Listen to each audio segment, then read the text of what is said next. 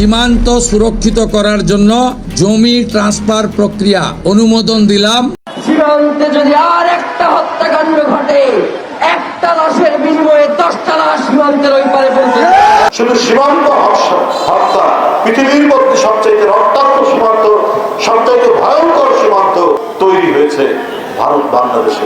বাংলাদেশ ও ভারতের সম্পর্ক দক্ষিণ এশিয়ার সবচেয়ে গুরুত্বপূর্ণ সম্পর্কগুলোর, কিন্তু সাম্প্রতিক সময়ে আবারও আলোচনায় এসেছে দুই দেশের সীমান্ত পরিস্থিতি। প্রশ্ন হল, ভারত বাংলাদেশ সীমান্তে এখন আসলে কি হচ্ছে? বাংলাদেশ ও ভারতের সীমান্ত প্রায় 4000 কিলোমিটার দীর্ঘ। এটি বিশ্বের অন্যতম বড় আন্তর্জাতিক সীমান্ত। এই সীমান্ত জুড়ে রয়েছে নদী, পাহাড়, গ্রাম এবং ঘন জনবসতি। কিন্তু কয়েক মাস ধরে সীমান্ত এলাকায় উত্তেজনা বাড়ছে বলে বিভিন্ন সংবাদ মাধ্যমে খবর প্রকাশ হচ্ছে। বিশেষ করে ভারতীয় সীমান্তরক্ষী বাহিনী বিএসএফ সীমান্তে ফেন্সিং বা কাঁটাতারের কাজ আরও দ্রুত বাড়াচ্ছে। ভারতের দাবি, অবৈধ অনুপ্রবেশ ও চোরাচালান ঠেকাতেই এই পদক্ষেপ। অন্যদিকে বাংলাদেশের অনেক মানুষের মনে প্রশ্ন তৈরি হয়েছে, এতে কি দুই দেশের মধ্যে দূরত্ব আরও বাড়বে?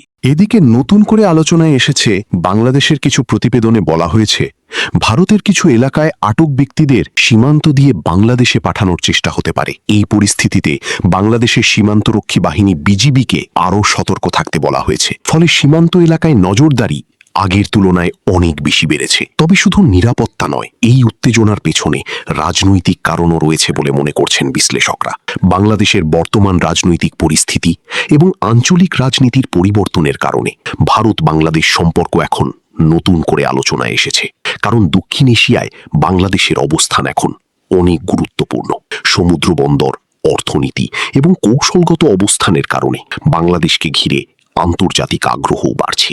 আরেকটি বড় বিষয় হল নদীর পানি। গঙ্গার পানি বন্টন নিয়ে দুই দেশের মধ্যে বহু বছর ধরে আলোচনা চলছে। শুষ্ক মৌসুমে পানি কমে গেলে বাংলাদেশের কৃষি ও পরিবেশের ওপর বড় প্রভাব পড়ে। ফলে সীমান্তের পাশাপাশি পানির বিষয়টিও আবার গুরুত্বপূর্ণ হয়ে উঠেছে। তবে সবচেয়ে গুরুত্বপূর্ণ বিষয় হল, সাধারণ মানুষ শান্তি চায়। সীমান্তের দুই পাশেই লাখো মানুষের জীবন ও জীবিকা এই সম্পর্কের ওপর নির্ভরশীল। কেউ ব্যবসা করেন, কেউ কৃষিকাজ করেন, আবার কেউ সীমান্ত ঘেঁষা এলাকায় প্রতিদিন ঝুঁকি নিয়ে চলাফেরা করেন। তাই উত্তেজনা বাড়লে সবচেয়ে বেশি দুশ্চিন্তায় পড়ে সাধারণ মানুষই। তবে এখন পর্যন্ত দুই দেশের মধ্যে সরাসরি সামরিক সংঘাতের কোনো পরিস্থিতি তৈরি হয়নি। দুই দেশই এখনও কূটনৈতিক আলোচনার মাধ্যমে পরিস্থিতি স্বাভাবিক রাখার চেষ্টা করছে। কিন্তু বাস্তবতা হল, ভারত বাংলাদেশ সীমান্তে যা কিছু ঘটে তার প্রভাব পুরো দক্ষিণ এশিয়াতেই পড়ে।